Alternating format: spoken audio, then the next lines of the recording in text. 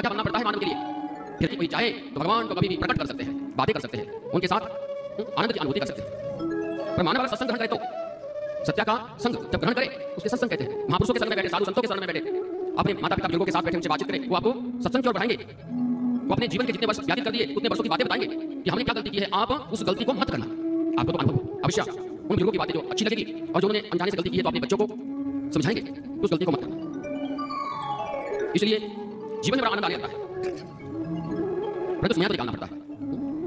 अगर हम भगवान के लिए समय नहीं निकालेंगे तो मानो किसके लिए समय निकालेंगे। तो कई पूछा जाता है कि देखो कुछ क्षण भगवान के लिए निकालने चाहिए, कुछ समय 24 घंटे हम परिवार के लिए, संसार के लिए कार्य करते रहते हैं, पर भगवान के लिए कितना समय निकालते हैं सोचने योग्य बात है। जितना समय हम भगवान के लिए निकालते हैं उस समय के बीच में जो अनुभूति होने लगती है, अच्छे बुरे की पहचान होती है और जन्म मृत्यु का ज्ञान होता है, यहाँ जन्म लिया है और एक दिन जाना भी है। तो फिर मानव के जो पाप कर्म होते हैं, बुरे कर्म होते हैं, तो अवश्य ही अपने आप छूटने लगते हैं कि ज्ञान हो जाता है कि पाप करने पर नरक मिलता है, पाप करने पर दुख मिलता है, पाप करने पर मन परेशान हो जाता है, चिंता बढ़ जाती है। इसलिए मानव जीवन के लिए आनंद लेना हो तो थोड़ा समय भगवान के लिए निकालो और उसमें पुराणों को लेकर अच्छा सत्संग घर में भी कर सकते हैं। बच्चों को बिठाकर उनको समझाए, कोई राम कथा है, भागवत कथा है, सुख सागर है और किसी भी पुराण को लेकर जो आपने सुना है तो उन बच्चों को भी बताए, तभी जाकर बच्चों में अच्छे संस्कार पड़ेंगे। अन्यथा बच्चा जब संस्कारहीन होता है तो बच्चे को अंधकार में जीना पड़ता है। इसलिए बच्चों को साथ बिठाना चाहिए, कथा में बिठा ले और उसको नियम बताए। बच्चों की तो गलती नहीं है, माता शत्रु पिता मेरे इन वालों ना पाठता। माता पिता भी सबसे बड़े शत्रु कैसे बनते हैं, जो बच्चों को अच्छा ज्ञान ना दे सके वो अवश्य ही उन माता पिता की गलती रह जाती है।